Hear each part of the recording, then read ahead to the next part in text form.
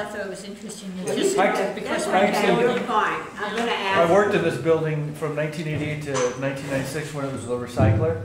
Yeah. Yeah, so I worked in this building. Yeah, he built it. I think he built it. Did he? Yes, he built it. It actually Morrie Gold. Oh, okay. A charming young man, and he built our house on top of Avenel, and he didn't even have his AIA yet. Just got AIA while he was building it.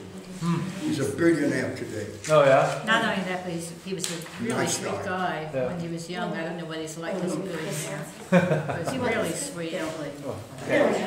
we go. All right. Okay. Okay, I'm going to start. Okay. And I know who you are about that, and I'm very pleased to have you here. These are our best seniors. Oh, thank you. We're seniors. Best. Showing what we can all do when we get to be close to and 90. Right? That's what it's all about. Thank you. So Hope you you want make to it. tell me, Yeah. Betty, what was your maiden name? Goldmintz. Goldmintz. Goldman. With an MINTZ. Mints. With a Z at Yeah, gold mints. Goldmintz. Yeah. Great. And how long have you guys lived here? He's better at figures. Since 1946. Right up to the Prior to that, we originally, when we were married in 1938, our first apartment was in Echo Park. But we've stayed within the area, very close. For the camera, we should get their names, although you said you knew who they were. I do. I'm Bea Markoff. And I'm Morrie Markoff. And you live today, what's your address today? 2847 Avenel Street. Only, Very oddly enough, just about a block and a half from here. We walked down. great. What street did you live on in Echo Park? Quintero Street. Quintero. And I say that with gusto because when we lived in San Francisco a year and a half, and when we moved here I was pregnant, which is one of the reasons I moved back to be with my friends who were all having babies.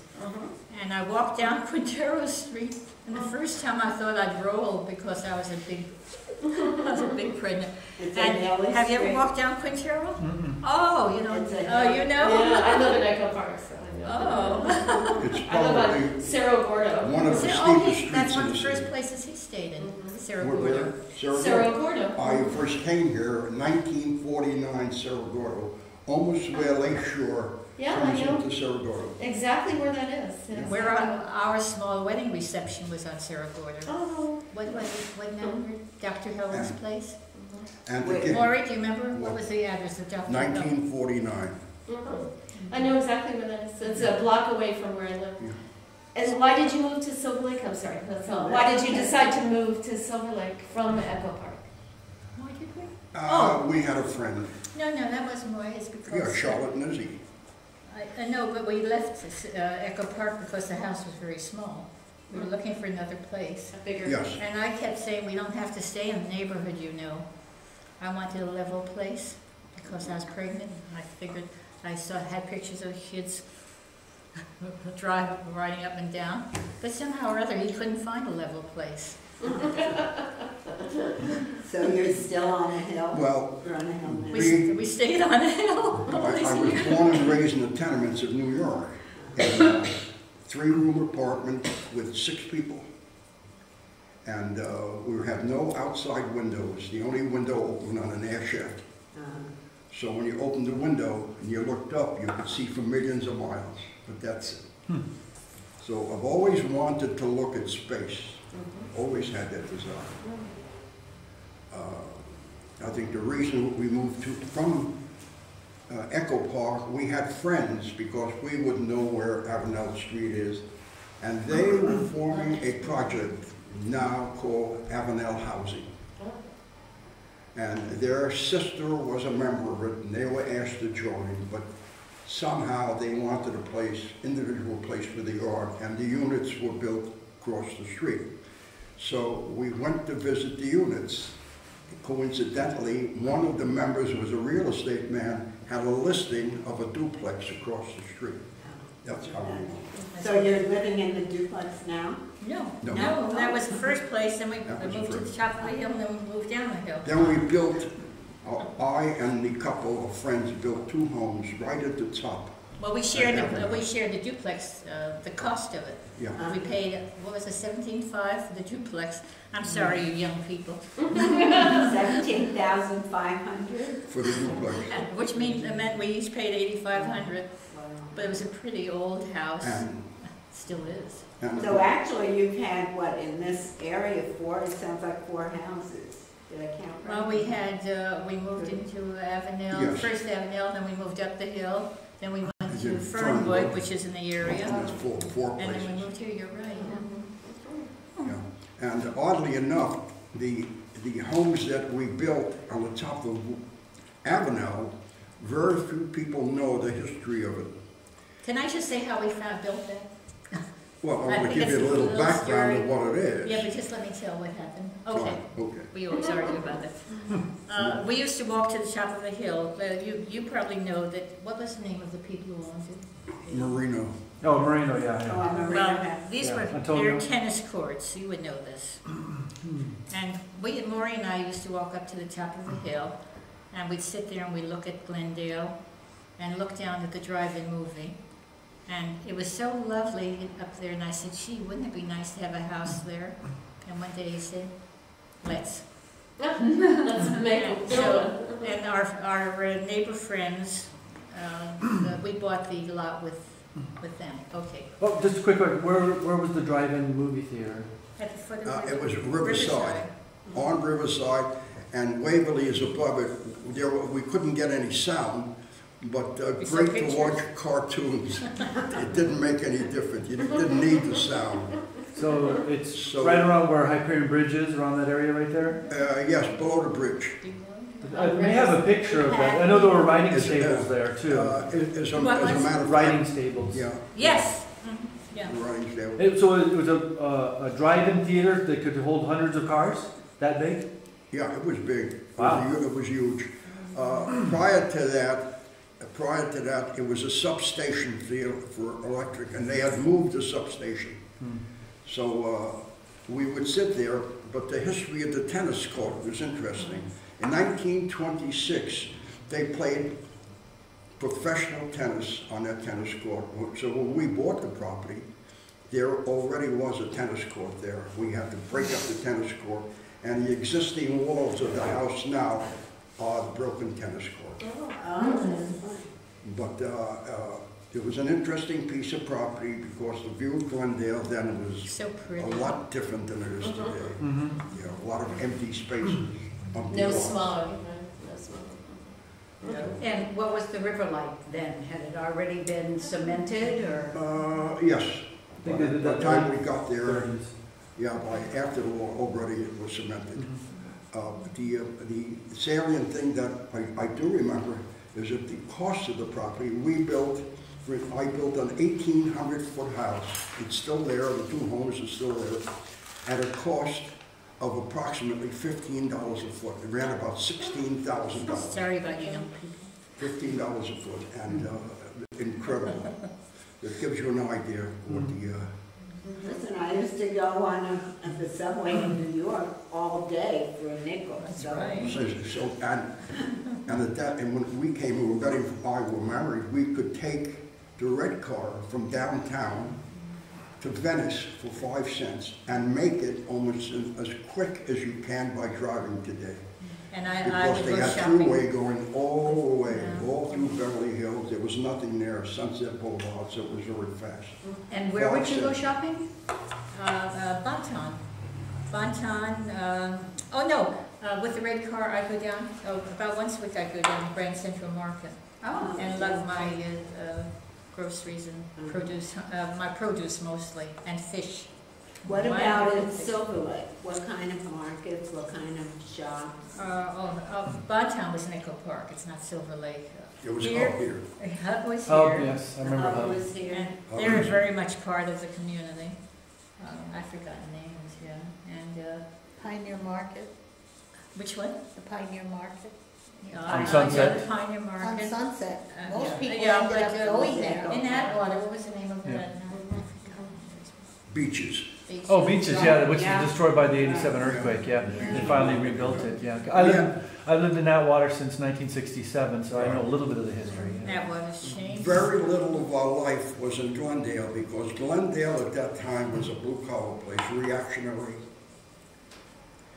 Noted for solid- not allowing blacks overnight. It was not a place, you rarely ever saw a black person in Glendale. A very reactionary community, had very little to attract us. Today, a large part of our life is in Glendale. So much easier than going west, traffic going west is a hard. Yeah. And even Glendale's gotten crowded, yeah. Did you know some of the old lefties who lived in Echo Park I around know. Chavez Ravine? And Yes, Why, because sure. because We were one of the both two of members of the them. Communist Party. Yeah, that's what I So thought. we knew most of the lefties. Mhm. But we say members, we're really not active. Well, we weren't even members, we were Well, really, in a sense. for a short time. More than last, we were theoretical communists. We believed very strongly in socialism, more than communism. Communism was just a term, but we did believe. I grew up with, my father was a union carpenter, and not very active because the union was very corrupt. A guy by the name of Henderson ran it for about 25 years, very corrupt. Where was that one? Here? That was in New York. In New York, yeah. But I grew up with a very leftist leaning, because my father's sympathies, he was not he was in a sense a very illiterate man. I never saw him read a newspaper. I was, looking back, I questioned whether he could read and write. My mother was very, their marriage was a storybook marriage, it's another point. But I grew up with very leftist tendencies. All my best friend was killed in the Abraham Lincoln Brigade. And so, which I very closely almost went. It was a fluke that I didn't go. I think it's important to say about that period that I was totally apolitical when I married Morrie. But there were two things that I believed in. And at that time, the prejudice and the situation with black people was so terrible that, in fact, it's quite recent that laws have come out protecting them. And the other thing was the poverty and the unemployment. So for me, I don't want to speak for everybody, but when you say lefty, it takes in an awfully wide area. And for me, those are the two things. Nobody else seemed to be speaking up for the blacks to have human rights, or for the poor, the unemployed, to have a decent life. So for me, I'll speak only for myself. And I think that was quite common. There's so much injustice. For anyone who really cared at all, it would be, I think, very hard not to have what they call leftist leanings. And then, of course, the degree of belief went almost like religions. You know, it depends on where you are and what you believe. So it's a period that's a very complex one. Was that during the Depression too? Well, we were married in 38. 39. So that was just the end of the ending it when Depression. Roosevelt was coming in, and some of the things that he brought in, we wanted. I mean, we backed the Well, 8-hour day, right. the 5-day week, a lot of the WPA things that projects. we believed in, minimum wage. Actually, that lefty movement supported fully, and probably did have a hand in bringing out. But it was a long struggle, because I know when we wanted to sell a house, that was Avenel, yeah, no, Waverly. Waverly. They still had, what do you call it? You couldn't restrict it. CC&Rs. You couldn't, yeah. And I don't think most people realize that. that there is a law that has given them legal rights. I mean, you can't do that today. Well, Say some more about what kind of meetings or demonstrations or any activity, political activities that were going on around the Silver Lake area. Around here, Yeah, Echo Park. there was a terrible newspaper called The People's World. I'm looking For back. us, but there were other newspapers, local newspapers. Yeah, but I remember distributing them at the railroad yards. That was the height of my activity. Downtown, handing No, them the out. railroads, I don't even remember where. Yeah, on San Fernando River. Oh, those I are remember, those yeah. Okay, not the downtown Well, Union you know, Station yards. yeah, people sometimes ask us, well, how can you have been a communist, particularly all during this Cold War period, the name of communism had, but it's almost impossible to tell them because out of context, it's almost like, well, how could you do that? I mean, and the Soviet Union is an example, certainly, of intolerance and what it stands for, and they relate both communism and the Soviet Union. And for us, it was different because when in the early days of how you become a communist is interesting. Mostly, it's an idea, period. You begin to see, well, who It was a is dream. during the Depression started, It was a dream. stock market crash came in '29, but you really didn't feel the Depression until 1932. Things don't happen quickly. I was working full-time, I was 14 years old. I had to go to work. My father could not speak English. He was a Finnish carpenter, got very little work. My mother became a peddler in the streets, selling needles, and so it was very difficult to pay $9 a month rent. So as soon as the boys were old enough, you went to work. And my first job was at 14, and I was getting a huge salary of $10 a week. There was a lot of money there. What did you do? I was I worked in a place called Barron's in Boulevard. I'll never forget. They were wonderful people. This Barron's died at the age of 40. He was a junior partner of cancer, which, but anyway, but I had a wonderful job. My job was dusting off all the woolens. Are we on Because they this had subject? stacks of woolens and Fine, they it would does. This periodically is start. more what it is.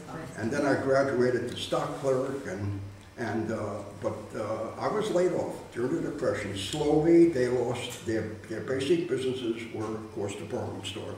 They were making bathrobes, smoking jackets, velvet jackets with satin collars, silk collars, fancy place. And by 1932, the department stores were slowly dropping. They lost one customer and another. And by that time, I had graduated. I was getting $12 a week after working from 1928 till about the middle of almost the end of 29, November, I was laid off. And so they fired me last because I wasn't earning much. And they liked me, so I was a rough kid, but I was always honest. So they kept me. But that's when the Depression hit. And that's when you're unemployed and you begin to, and through the Depression, what you see around you makes you social, whether you're social or not. People, tenements, people were dispossessed. And what did it mean? It meant the marshal came, you couldn't pay the $9 a month rent. He simply took, most people's furniture consisted of a table and generally 4 or 5 chairs, maybe a wardrobe or something if you were wealthy, and broken down couch and a few chairs. They would simply put it on the street, simply, and no questions asked. The marshals went up and put the stuff on the street. They put a kind of a coffee can on a table, and when people passed by, you put a nickel in, whatever the neighborhood could afford. What happened to people, I didn't know. But you knew it wasn't right. My mother would sit there and shake her head. My father he was a kind of an indifferent man, didn't say much, but my mother was very emotional, and she felt sorry for these people. So you began to see, then as you got older, you became interested in politics and began to see, well, who is doing anything? Well, the Socialist Party did a lot of talking, but the active group was the Communist Party. The Democratic Party did a lot of talking. The Republican Party, election time, everybody picked a corner and everybody was making speeches. I would go from one to the other. 15, 16, 17, 18 as you were developing. And my father would be with me and I would say, Pop, what do you think? We'd listen to everybody. He said, I'll assure you. They're all crazy. All crazy. All crazy. You have to interpret here. When did you come to California? I came to California in I was married in 38. I came in January of 36. But my sister died at the age of 24, aneurysm in the brain, and I had to go back without any money, so I took the freight back. And that was an experience, because there I ran into real poverty. People with families traveling in freight cars, not knowing where they're going, nothing to eat, and we waited for a water stop to get water. And I remember once getting very sick because I hadn't eaten. And the water stop was close to the cornfield, and everybody ran to grab corn. And not knowing it, not being a farmer, not knowing anything, I ate the wrong corn, and I was sick as a dog. Why did you come to California in the first place? So I came to California. in 1936, I had a pretty good job. I was a repairman. In the interim, in 1934, I was unemployed. And my father said to me, and my brother had gone, who was a sign painter, had gone to a trade school, which we don't have here. And my brother had gone there, became a sign painter, and got intermediate jobs. He would just go from store to store and paint signs. And my father came to me and said to me, every man should know the kind of work he's out of. Well, you know what to look for. How do you just look for a job? So he said, you're going to school. I said, where? He says, where Joe went. So we went down to a school called Baron D. Hurst Trade School in New York. That's another story. Very Jewish man who was a philanthropist. Endowed the school to take nothing but Jewish students. But by 1934, they couldn't get enough Jewish students. So their charter stated if they couldn't fill the classes with Jewish students, then they could take in. So we had Irish and Italian and everybody else. But there I learned a skill as a machinist. I was highly developed machinist. There was not a piece of equipment that I could not operate. So, but I got getting out of school, now the question is getting a job. No such thing. I had one of two honor diplomas that I carried with me. I still couldn't get a job. First of all, the industrial places that I went into looked at me and says, you're Jewish. Jewish people are not machinists. Germans are machinists. We don't know any Jews or machinists. I said, well, here's the diploma. They said, well, you have no experience. I said, well, I never had a job. I would like to get experience. Oh, sorry, kid. And that's the way it went. So you came out here because you could get a job? So no. So I answered an ad. The paper said, young man with mechanical experience wanted. And I was one of about 100 boys that applied for the job. And it was paying $8 a week. But I didn't care about them. I just wanted to work. And everybody took a test. And the test consisted of a vacuum cleaner switch taken apart. And they timed you how fast you could put the switch together. Well, I wasn't the first. Somebody else was the first. He got the job. I was second. So, but the job was only about half a mile from the house, and I used to walk at night. And one night I passed there, and there was a truck in front of the place I applied a job for, and they were unloading a batch of vacuum cleaners. And the guy knew me from the exam that I was second, and he said to me, kid, we'll give you 25 cents an hour to help us unload. I said, fine. So it was a lot of money to me, which I did.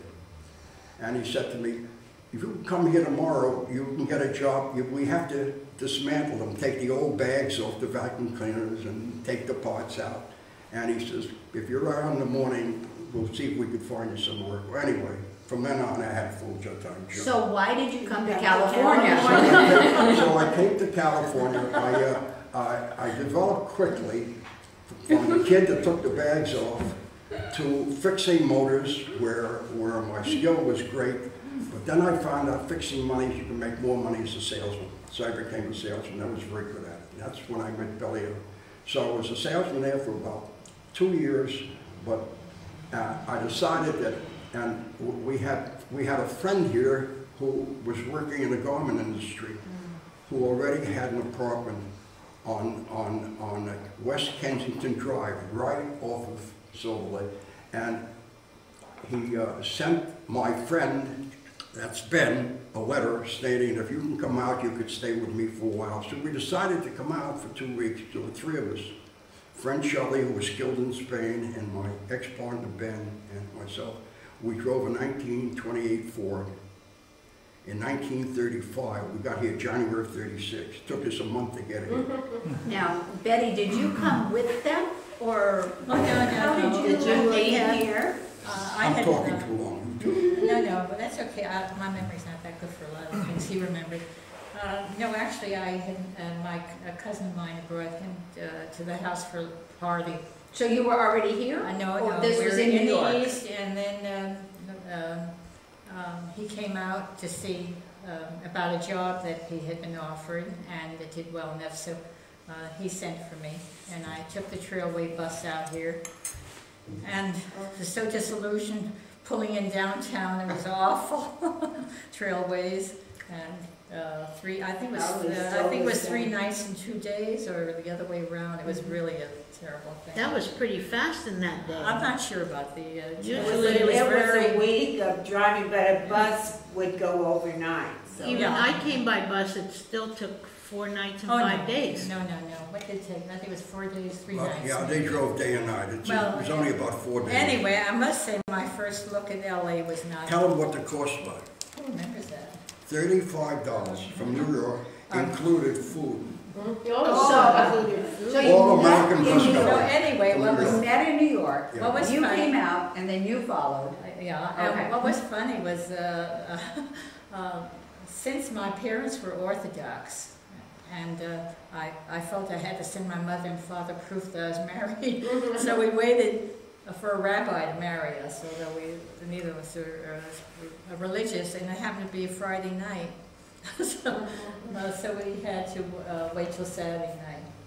Anyway, we were married in his house, and then we stayed in that place on Hollywood Boulevard near Vine, a really bedraggled place. We had a pull-down bed. No, that was a place, I remember that. It had a pull-out Oh, drawer pull-out drawer. for The a bed bed. pulled out like a drawer. So we graduated into what he said. We graduated into a place on Echo Park, Laguna. Tested tellers. Tesla Terrace. Laguna, a block from the. Yeah. We had applied for an apartment on the lake, and the man who showed us the apartment said, "Are you Jewish?" We said, "Yes." He said, "Well," he said, "it's not my doing." He said, "This is a situation at the time when they, these were the things that upset people." And he said, "I'm sorry, but the owner doesn't want Jews here." So anyway, we found a place up the block there, and there we had the pull-down bed. So actually you were dating in New York. Yeah. Oh, it kind of got. Oh yeah, I didn't we hear dated. that. We when his mother, we had met at my party, and nothing happened. And then he went back to L.A. And then his sister died, so he came back to the funeral. Oh, and then and then we met again at a wedding. And my mother was so upset I wanted to stay in New York for a while. So I couldn't find a job there because the place because when I came out to California in '36, after I stayed here, I loved it. And I sent him a postcard and said, "I'm not coming back. And I said, please replace me." So the boss, when I went for a job back in New York, when I went back after my sister died, I went back to my old job. He said, "Morrie, I want to ask you a question. If I gave you this job, do you intend to stay here?" I said, "No." He said, "Morrie, why should I hire you?" I said, "You don't have a good reason." I said, "I can't blame you." Did you work when you came out here before you got pregnant or after you were Not here, no. Did you work in New York? Menial jobs, no. And I didn't get beyond high school. And it was the ordinary thing, dry cleaners, 5 and 10, things like that, when I met Morrie, yeah. So, But one of our neighbors, by the way, in Echo Park, was one of the people from Amy Semple first, Okay. yeah, And very, Temple. because we were only a block or so away. And when we go back there now, it's amazing what's happened to that. When was the church But built or the what temple? had happened, just so the story has some continuance. When I went back, I could not get a job in New York. One of the salesmen also working in New York had quit and opened a store in Philadelphia. And when he found out I was in New York through a friend of his, he called me and said, Morrie, I was a terrific salesman, and he said, come to work in Philadelphia. He said, I guarantee you make a living. He said, I'll pay your rent, I'll get you a car. So I said, fine. So I was working in Philadelphia, and my job was selling on the road in the boondocks all over. I had a small territory, Buffalo in New York, in the north, Salisbury in the south, Maryland, Altoona, Pennsylvania, west. So I had a huge territory, a huge amount of driving. His But geography is anyway, good. one day my friend Ben, That's I went back to New York to see Ben, and that day, that night, his brother was getting married. So he said, come with me to the wedding. I said, sure. And when I came to the wedding, Betty was there. It's fate. You met. Yeah. Again, I'm so glad. Yeah, I that was the am very second time. anxious to get you back to California. Yeah, but that was the second time they met, right? Yes. Second Yeah. time. I was ready for marriage, and the first time I was not. In those days, when you were 25, you were ready, a man was ready Yeah, for marriage. right. What happened to you guys? Yeah, I'll be 45 in April, but I've been ready for marriage since 18, but I've just never found the right Oh, person. really? You were married at 18? No, I was ready to Oh, get you married. were Ready to get married. Well, that's going to be a problem. You never seem to meet the right person. And it's dismaying. Can we get you guys back to here? I am dying to I hear. want to attack the young people first. No, this is your night. So But I love anyway, listening to you. well, working in Philadelphia, and after a long day on the road, I mean covering 300 miles, I would drive from Philadelphia to Jackson Heights, Long Island, That's where I New York, lived. where Betty was. I had upgraded myself We from would College date, Point. And usually at about Sunday, early in the morning, I would drive back to Philadelphia. That day, just time enough for me to go to work.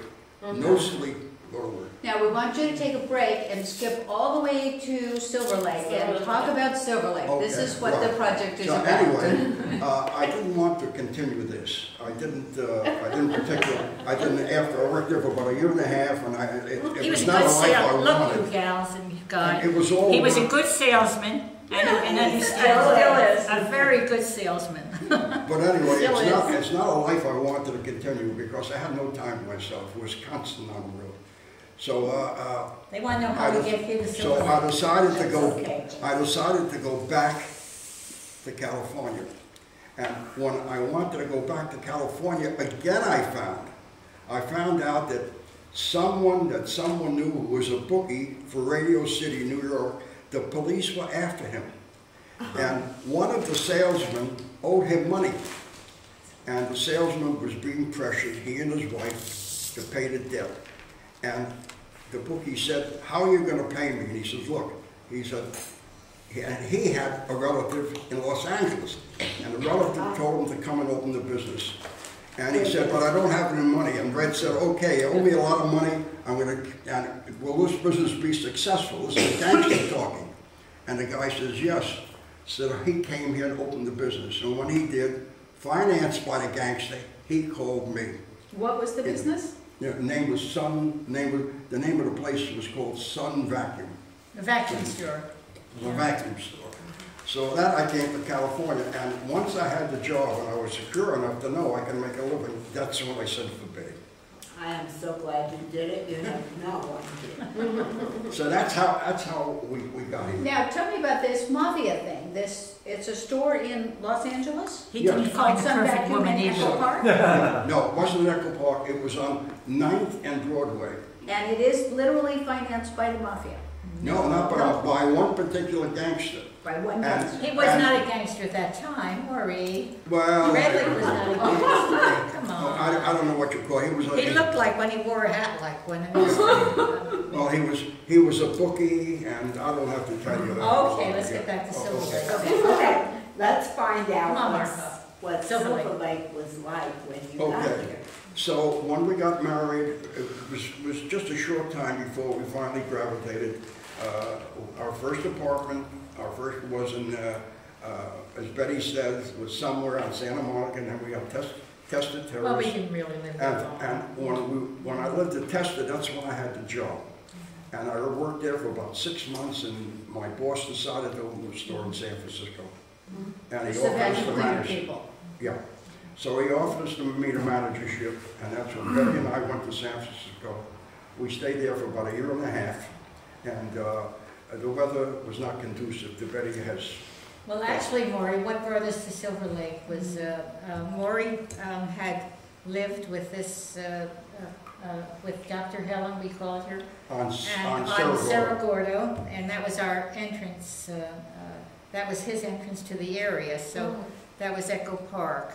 And we rented a place, this is for you, for $25 a month on Quintero, a lovely little house, but small. And then I was pregnant, and I had to make a decision of whether we'd stay. By the way, I hated San Francisco at first, but I learned to like it very much. And so we decided to come back to LA, and we found this house in Echo Park on Quintero Street. What was that street like? Quintero, lovely. It's Busy or on the top quiet, of, or- excuse me? Was it a busy street or? No, quiet? Quintero, it's just up the hill. Next time you go down Sunset, It's look only to 1 your block left, long. and you'll see Quintero, and it goes whoosh up. Hasn't changed, nothing has And changed. actually, though, I learned not to use the hill when I was pushing the stroller. And in those days, the strollers were not like today.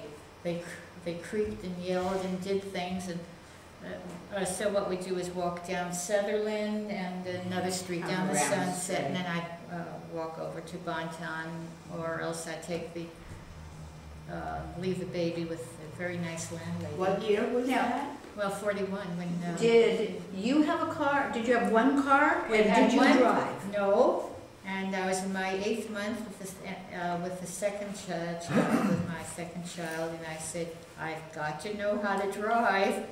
He didn't encourage me. He was very, so he gave me one lesson, and I thought, uh-oh, not for me. So I took the car up by myself a few times, maybe a couple more. What kind of car was it? Well, what kind of car was It's a it? 39 Chevy. Stick shift? Yeah. Automatic or stick? No, no, they had Was no Okay. Oh, automatic, Yeah. no, and it was terrifying because I learned in the hills. Oh, yeah. Every time you go up, Right. so twice I had to be rescued. I ended up in the bushes in front of the apartment house, and I went in and I found some guy who pulled me out, and another time up the hill, and I think you were home, you came on. But then, again, Morrie explained how we got to Silver Lake, because the Avenel project was being built, and we knew people there. And the people we built, we moved in across the street with. So what was it like politically in Echo Park and Silver Lake? Were they different? Oh yeah, Echo Park was not as Latin by any means, and it had then, but it still has actually, and that is, they had a lot of people who were artists or bohemian in the hills there, and And was it more lovely. radical? Was Echo Park more radical than Silver Lake in those days in terms of its politics, or were they similar? Silver Lake was just being developed. Yeah. Oh, It was Yeah. just, and the reason Silver Lake now probably has more architectural homes than any other place in the United States in a limited area. And the reason for that was that we had a friend by the name of Lefties who was not a friend, he was a friend, he was the owner of a friend of ours who bought a lot in Silver Lake. It was the first house I went to see, paid $500 for the lot. Hired an architect by the name of Soriano, and built a house in Silver Lake. And Silver Lake was nothing but empty lots. Very expensive to build, and the builders didn't touch it. For several reasons, they could not get FHA financing, number one. Too dangerous and too costly to build on the hill because there was so much empty land all around. Who wants to build problem lots? So the lots were very cheap. But being a problem lot, it attracted new architects. They could do things on problem lots that they couldn't on a flat piece of ground. So, and because they had willing people, like my friend Lippert, who had some money, he owned a jewelry store, bought the lot for $500 and built the first modern house that I ever saw. Was on, that he had built. Where was it? I don't know what the address was, but it was one of the upper levels in the Silver Lake area overlooking the lake. Was it on the Merino side? I couldn't remember. Don't remember. But the outstanding feature that I do remember is it had a balcony that curved. And, but that was the beginning, and that's when people drifted from Echo Park. When the war ended, the GI started to come. Most of them had no money. For most of the GIs, and I backtrack a little bit if you don't mind, I was not in the Army. All my friends were, and I expected to go in. And I said to Betty, we had made plans for Betty to go back. We have 2 children, we have no one here, our friends were all in the service. So I said to Betty, you'll go back to your folks, back to Jackson Heights. And I went to the draft board, and the draft board, you filled out a form saying what your background was, and they looked at me and they said, you're a machinist? They said, yes. Well, what are you doing selling vacuum cleaners? I said, because I couldn't find a job as a machinist, and that's how I finally drifted up. They said, we have a job for you. She said, GIs, we have plenty, very few machinists. So your skill was They valuable. immediately put me into one. Well, not having been in a machine shop, and this was about 1942, since 34, I had found when I went into the machine shop that everything, engineering had changed. I was used to working for blueprints, and blueprints were too costly and too time consuming, so they made what they call engineering prints. If they wanted to make a cup, they didn't give you a blueprint to make a cup, they gave you the cup.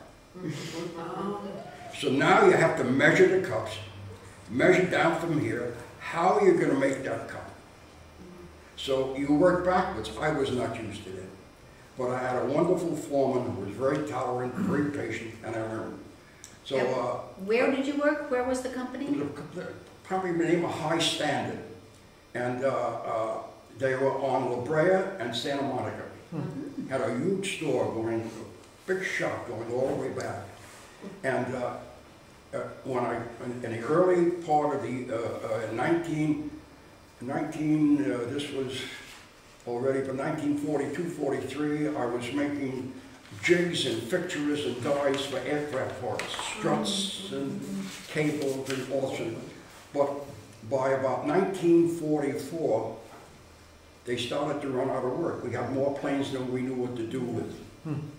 We didn't ran out of planes. And now what to do?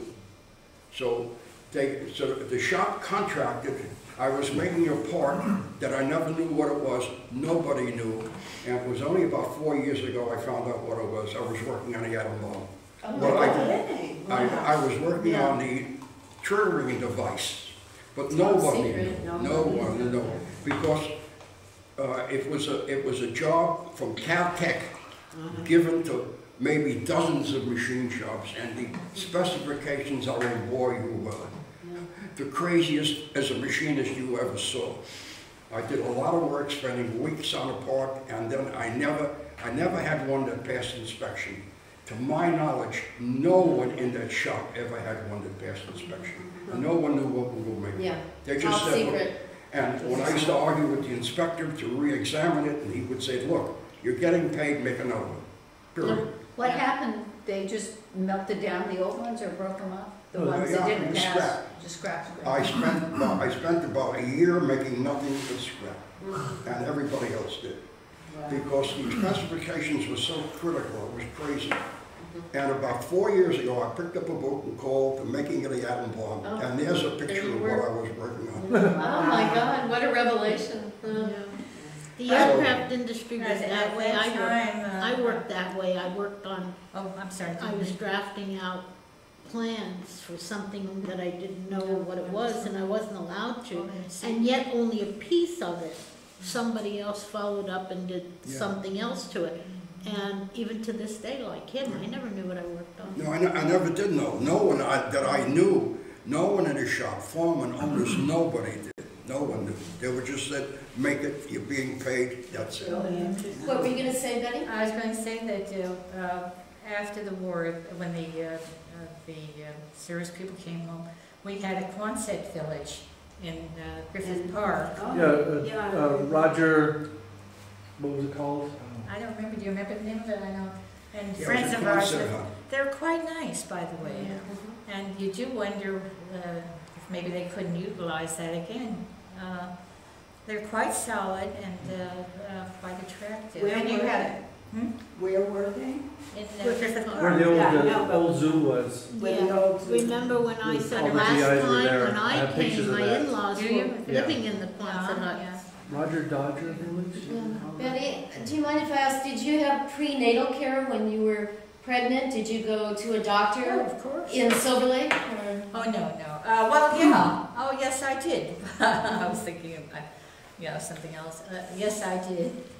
And the first one Morrie found through a friend of ours had an experience.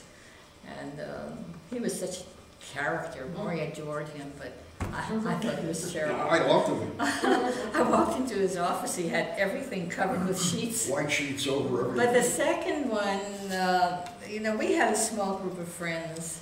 We were very close. The babies were born about the same year. The second one's about the same year. We were very close.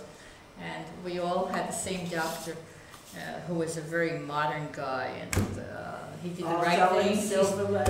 Pardon? Also in Silver Lake? Let's see. No, he there's was one on Echo Vermont Park. and Third. Yeah. No, the one in Silver Lake, no, that. Where were the babies born, though, actually? Oh, In what hospital or at home? Well, Judy was born in the Pioneer Hospital, which is gone. Do you have it's Myra and Santa Monica. Yeah, it's where gone now. That was a pioneer It was hospital. a very small hospital, and actually I was in a room where there were a lot of women after Postnatal delivery. care? Yeah. Yeah, and I still remember this woman came. They brought this woman in after having a child, coming within she was still a little under the influence of the anesthetic, and she was using, this is human interest, excuse me, she was using the most foul language. I couldn't believe it.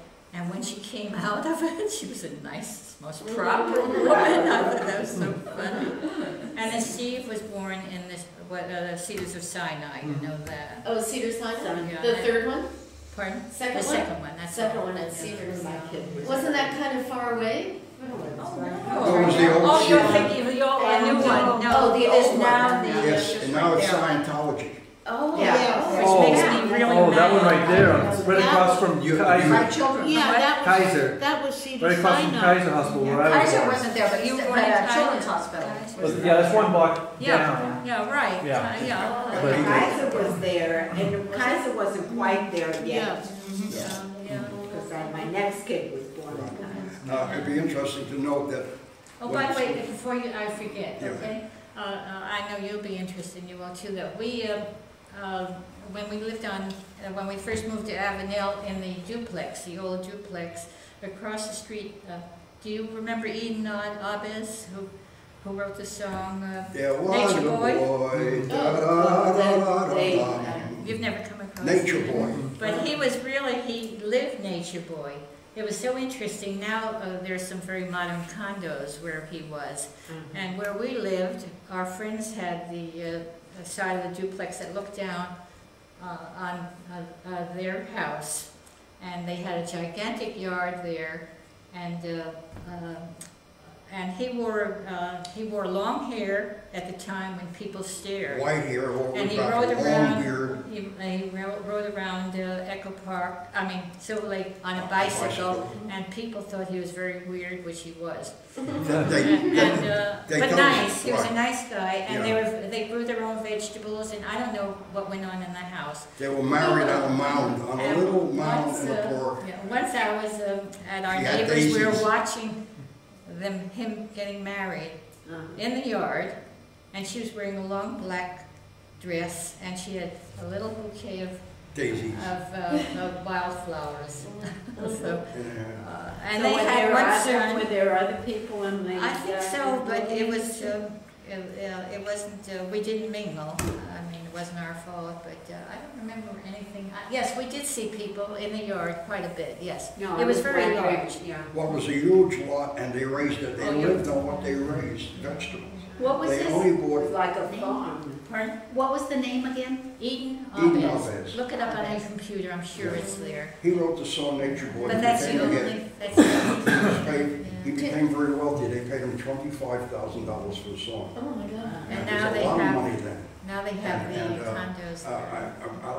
I spoke to him one day, and what had happened with his white beard and long hair, he was riding down Rowena, and some police car pulled him over because whether he was riding across the street, I don't know, and they stopped him, and they looked at him, and at that time there were no hippies, and they He looked was at him, a hippie. and they said to him, "You look crazy to us, what you're doing."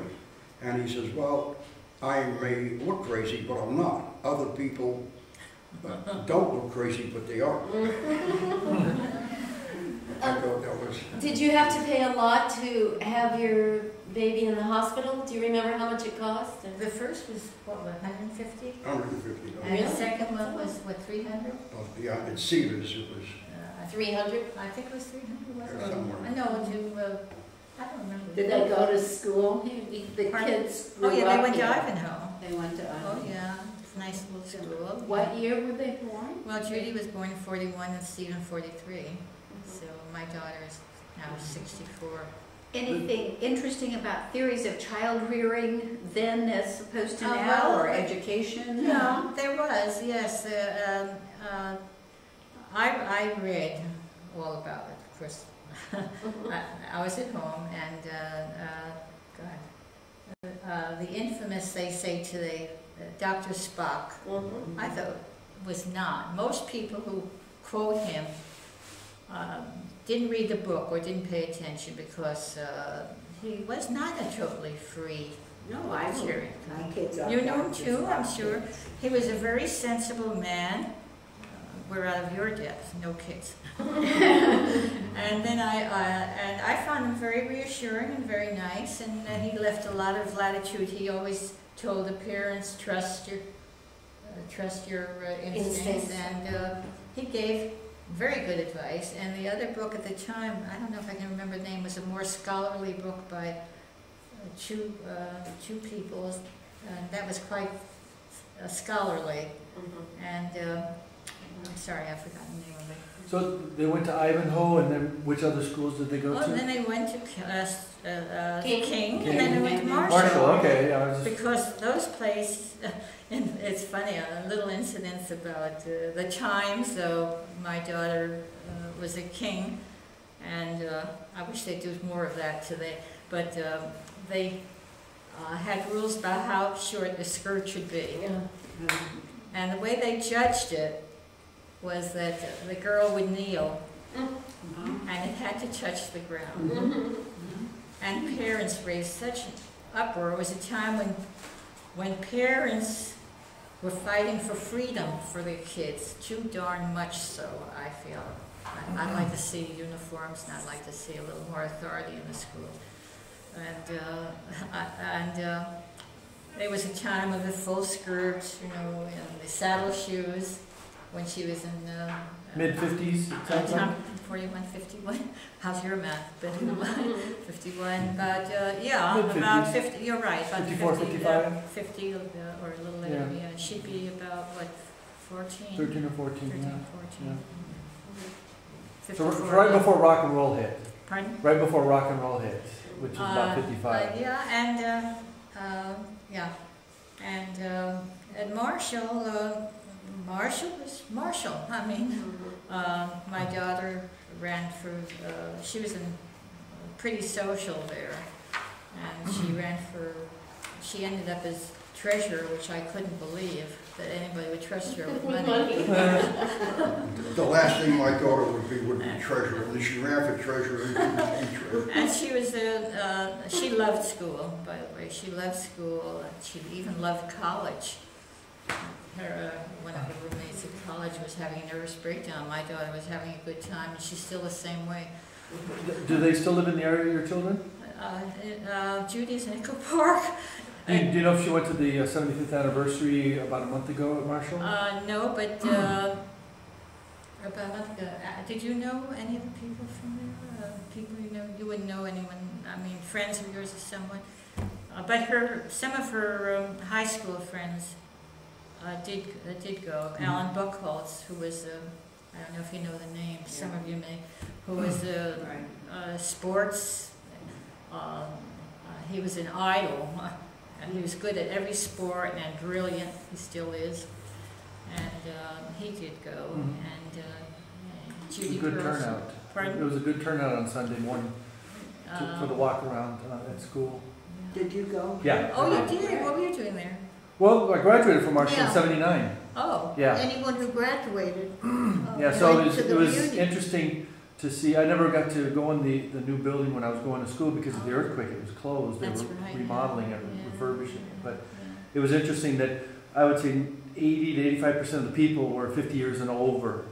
Not too many of the younger people went to see because they're not at that point yet where Yeah, right. they're reminiscing about the old days. You know, they're still not at that point yet. But Yeah, well, So- Alan didn't seem to feel it was too good for him. He didn't seem to know as many people. But he is, well, he's older than my daughter, about 2 years, which would make him 66. So, What's your daughter's last name now? Hanson now. Judy Hanson. Yeah, it was Gorman. Oh, Judy Gorman is your daughter? Oh, you know Judy? Yeah, I know Judy from the food co-op and from Gorky's. Right. Gork Goldberg. Yeah. Did you ever? You're too young for Gorky's downtown. yeah, no, I don't know that. Oh, yeah. Yeah. Well, she opened a restaurant downtown, a block from Skid Row. Yeah. That was wonderful. It was And right it was a across the huge street from I the went there, Flower man. Mart. And then where does your son live? My son is in Pacific Palisades, and he did very well financially. He's got 2 kids, 15 and 16 now, and he continued with the childhood hobby of coin collecting, and that led him into business. So he was independent of us by the time he was 12 or 13. By the time he was 12, we had a problem. He was a lousy student. He was not. No. He was a normal student. Neither of the kids. No, they never saw an A. Okay, Markoff, we're getting, But we're the getting away point is- from it. That's but not. Fortunately, Morrie, we're telling us over. I know, but You know what I want to do? I Yeah. want to read a number of different places. Oh, yeah, names of that's places, to see if there are any of them that really has a story for you attached, because you're such good storytellers, okay? The river, our Los Angeles. river, the river bridges, Oh, I love that little bridge on Hyperion? Griffith Park. No, the one over the river. We walk, The hy- occasionally walk along the Oh, Hyperion. the one over that goes between the park. Goes out, yeah. Is that Water the Village? tennis courts. Yeah, exactly right. Yeah. I love that little bridge. Was it there when you lived No, here? I a long wouldn't know. time We ago? didn't walk the river in those days, Morrie. I don't No. remember ever walking. Or Griffith Park Stables. my daughter took a horseback riding. She belonged to some group there and never told me she got thrown once. At Pickwick or which Pickwick, stable? I think it was. I'm not sure. I wasn't in on it because it was a group. I wouldn't have let her go alone. But she belonged to some group there, and so she rode there, yes. Yeah. I'm not sure what this means, but this was from Andrew, so it's Atwater or Tropico? Tropico. Yeah, is Tropico was the southern part of Glendale, and Glendale annexed it back in the the teens, I believe. So it was like where a little bit above San Fernando Road in that area there. So. Well, in those days, we didn't have too much to do with Atwater or Glendale. Sounds like you hung out at home. Pardon? You really kind of stayed. No, we were down, I was downtown. Downtown. I had this one friend that we practiced, I think we almost once a week we'd go downtown. I was very fortunate. I had a landlady who helped with the kids. I mean, she didn't help with them. But of course, where else would we go? May Company. Oh. And then of course we have not too long ago gone back to Clifton's cafeteria. Are you familiar with it? I've heard of it, but I've not been there. It was, Yeah. it was. They had, Oh, you have to go. they had two cafeterias. They closed one on Olive Street. They had three at one Oh, well, point. we only And know one two. out It was on delightful. Council, too.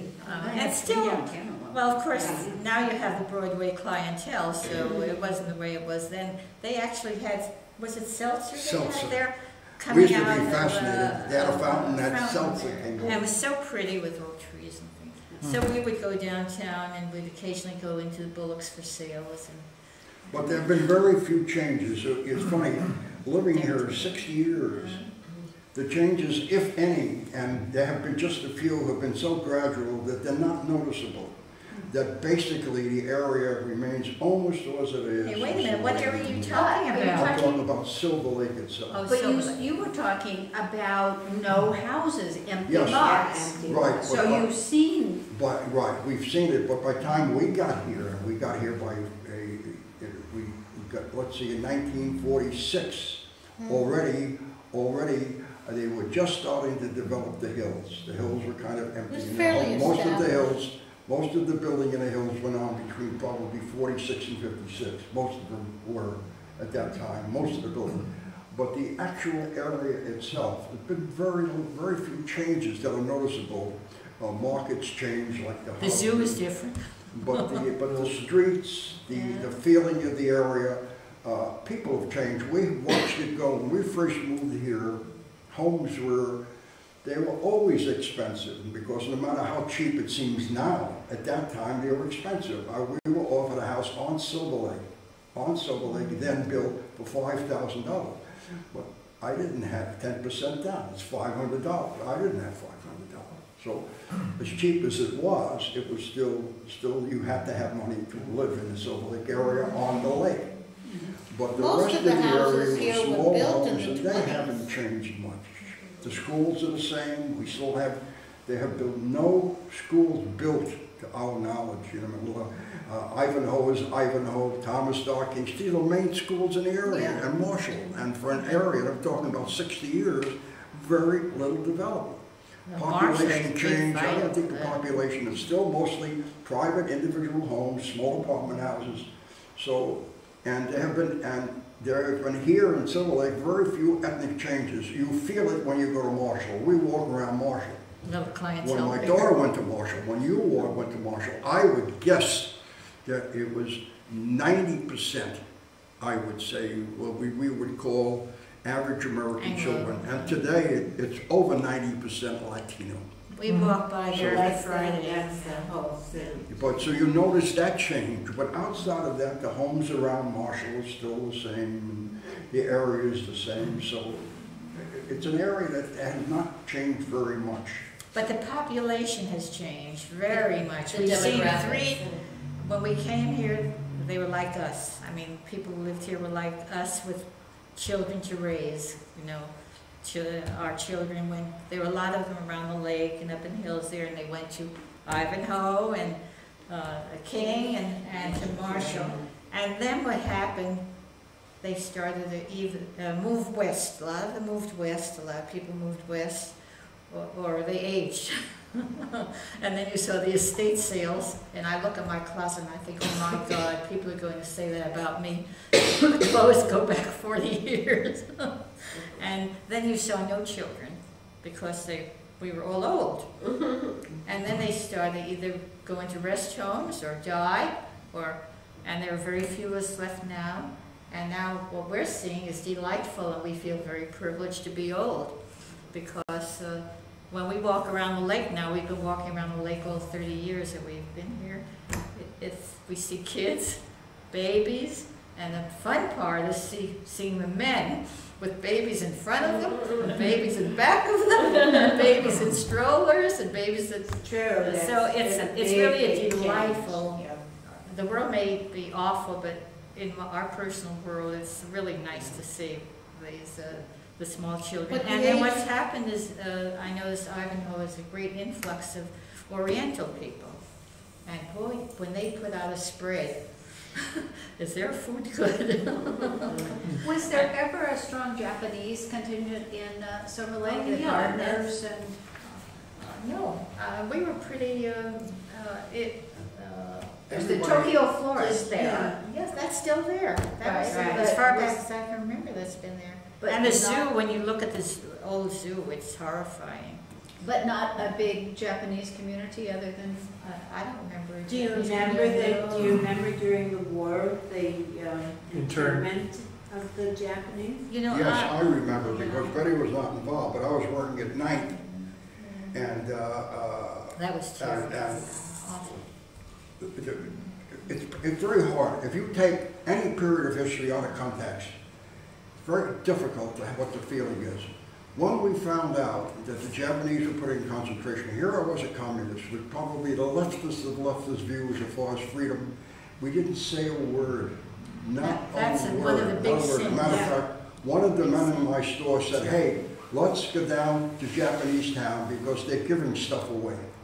And instinctively, I didn't want any part of it. I didn't want to get anything for nothing. And I said, no, I'm not going.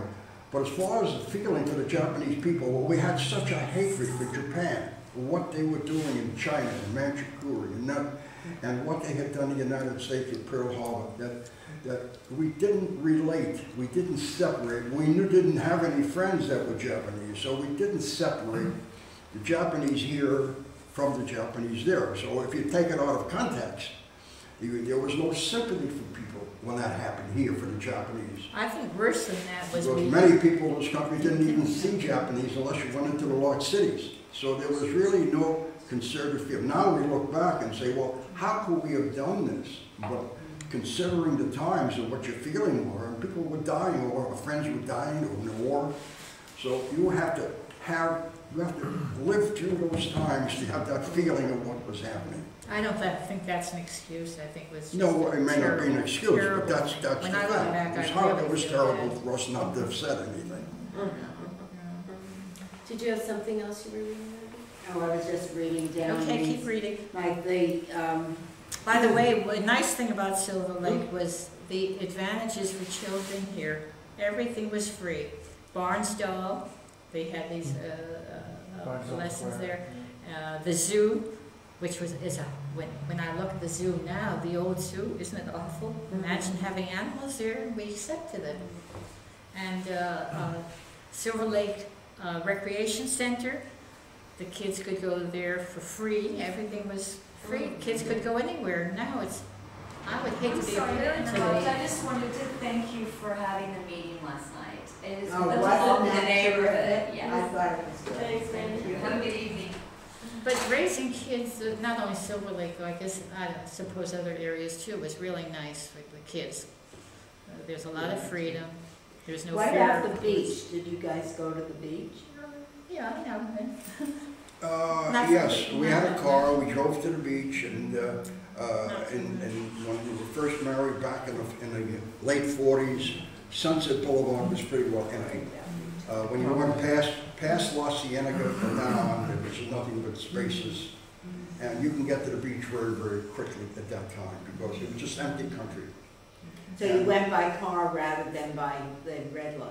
Yes, because by that time we could have taken a red car, but having children and carrying Did stuff. the red car go to the beach? Yes, yeah, I went to Venice.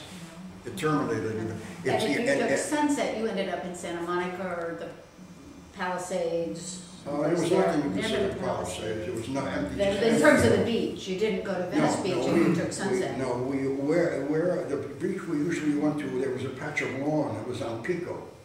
On Pico and Ocean. At that time, it was the only place on the beach where there was a huge patch of lawn and you had the sand, so that we could sit on the lawn, and it was the only place on the beach where black people went. in Santa Monica. And oddly enough, and not having been, Betty and I were practically colorblind, weed, and for us they were welcome. But apparently they felt more comfortable on that beach than any of the others, so usually they drifted and to that beach, and it was at Pico, right at where Pico terminated, went right down to the beach. Is that the pier, the Santa Monica Pier there? No, not that. The pier was there, but it was up further. It was in the city of Santa Monica itself. They had an amusement park there. Oh, POP. Oh, yeah, a huge amusement park that disappeared. The beach wasn't much of our life, though. Yeah. Did you go to a temple? Well, no, when Here. I left the Orthodox Where home, are you?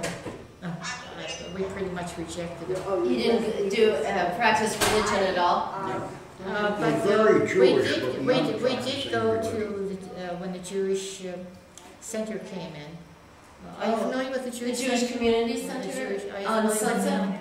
Yeah, On Bates it is. Yeah, on on Bates. Bates. That was built by our a neighbor. neighbor of ours who lived in our, what we call our project. Originally where we live on Avenel was called the project because this was where the group of people, friends got, not friends actually, some of them were friends. They got together and they needed housing and this, and they approached Gregory Ain. Are you familiar with the, where we are? You're not into architecture. No. Well, I do like buildings, but I'm not. well, we weren't either, to tell you the truth, Morrie and I, and our eyes are popping out because where we live is considered an architectural treasure. In fact, the architect, Gregory Ain, A-I-N. the man that we saw coming out here who spoke last night, Paul Pagnoni. we talked, what's his name? Paul Pagnoni. Oh, that's Mr. Yeah.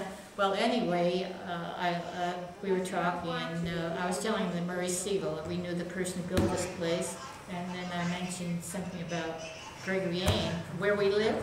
He got so excited. He got so excited. He said, Gregory Ain?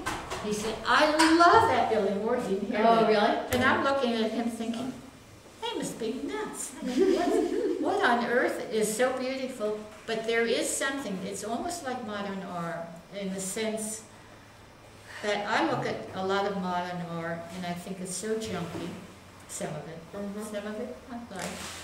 And another person will look at it and think it's art. Now, And I'm living in a place, and here I have been outside. A car has stopped to look at our place, and I've learned that they're interested in the Gregory Ain place. now, back up to when you built that. So We 10, didn't build that, but 10 it was built. families, you weren't one of the 10 families? No. Okay, so 10 families got together, purchased the property, and then invited the architect to build 10 Right. houses. Yeah, and they watched over him, and the big thing was that he wasn't too eager, I understand, because it wasn't a money thing, it wasn't a lot, and he tried to keep costs as low as possible for them, and it was low cost. It came out, Morrie, how much? 11? What happened, they had some Per dishonest contractors. Yeah, but... And it originally started at 7,000, but at that time, costs kept climbing. By the time the plans and the planning and everything, by the time they get through, the cost of materials have gone up. It finally ended up about 11,000 each. Yeah, And- But were you one of those families, or did No, you buy from one of our those families? Our Okay. friends had one of those units Okay. there, and our friends had a daughter the same age, about the same age as my kids, and we spent a lot of recreational time with them, and they decided that the house across the street, as Morrie said, came up, an old house, and they decided to pull out of the They were what we living on the call a west side. project, while they were living with Right. somebody. And Charlotte, my friend's sister, took over that. And they wanted a place with a yard for their child. Okay. And so they chose the old house, and I'll never forget human interest. they were staying in an apartment upstairs or downstairs from from a very nice modern home. And the place we bought was really old. It's older now. And when all of the furniture was out in the pretties, and my friend stood there and she looked around and she said, "This is just terrible," and it was. It That's really what we could was. afford. But we had a yard, and my Yeah, son we dug did. many a hole in that yard. We have about 5 more minutes. Yeah. Yeah. Can I ask, what line of work did you eventually stay in? He was always Here You. in Los, What's it? yeah, because you said you went to the draft board. Yeah, They put you to work as a machinist. yeah. yeah. But what line of work, and then you said you got laid off, so what line of work did you stay in through the years? Oh, well, I went back after the war. After I left, I had to tell my boss that I was working on a store at 9th and Broadway, that my draft board just taken me out, which I was very happy about, because I couldn't quit the guy. I was general manager. We had chain stores at that time. That was and I was right. opening chain stores. Company. So I couldn't quit it. When the draft board called me up, because there was something I didn't like about the job. I didn't like his partner, and so it gave me an opportunity. So after the war, I went back to the job I had as manager. He called me, "When can you start working again?" Well, we had closed our store during the war. We couldn't get merchandise. So I said, "Red, I'm not going to." This is the gangster guy. And so he was a wonderful person. He was a very odd man. He was an odd man, very tough, very rough, but if you got his word to commit something, that's what he did. So I didn't stay there. I decided to just go open my own business. And I had asked for a condition that he would not concede to, and I said, well, he said to me, "Well, what would you do?" I said, "Well, I don't know." I said, "I have no skills. Machine shops are closing down." I said, "I only know that I don't want this." So Betty and I opened the store on Flower Street. No, I opened the store. Betty took the kids down, and I went from house to house fixing vacuum cleaners when I can get it. And I left a $20,000 a year paying job. So I was earning a huge amount of money. I didn't care about the money. I just didn't want that job in the conditions that it had. So that's how we started. So I was back in the bottom. He ended up with freeway air conditioning. You may remember the I name. wound up in the air conditioning business because, yeah. Yeah, so, anyway, do we have a final question, or? Do we have a final question? Well, just Good voice. fascinating. Thank you Yeah. so much. It Yeah. seems like there's a lot more. Well, there's a lot more, there's a ton more. When we leave, we'll think of other things about Silver Lake. Yeah. That's what happened. Well, thanks for inviting us. I hope we were enlightening to some Yeah, respect. thank you. Chris, you have some questions? Well, no, I was going to say, do you have like old photos that you've taken of the area in the last 40, 50 years? He must have, but he was a very good amateur photographer. Mhm. He had a dark room. He still, now that it's filling up with junk because he stopped doing that. But I'm sure if he went through. But unfortunately, I was interested in people, not places. Oh, Yeah, okay, but- yeah. but That's you- okay. If you go through, I bet you have I'll stuff do that that. would be wonderful. We can scan it. Yeah, we wouldn't take the photos, I mean, keep them, we would just scan them, have them digitally. Yeah. Maybe Betty your is in first charge of the home, photograph. your first home, and We need, this Second is home. where we need the high school volunteer students to come in and volunteer 10 hours to help them go through and organize and label, or 20 hours or 40 hours or something, because it's an overwhelming job, I'm sure. Well, it was a terrible job for us because he did his own printing in the darkroom. Unfortunately, he'd proof a lot of stuff. Yeah. And he'd print some things, and by the time I tried to put in order, I didn't know when, where, or how. So I finally gave up. I had a couple of albums. I said, so one of my granddaughters said she'll do it, but I don't think she will. well, thank Thank Thank you very much. Thank you very much, and thank you, Chris. Yeah, my pleasure. Thanks Thank a you lot. very much. Yeah, thank you. You guys look great on here.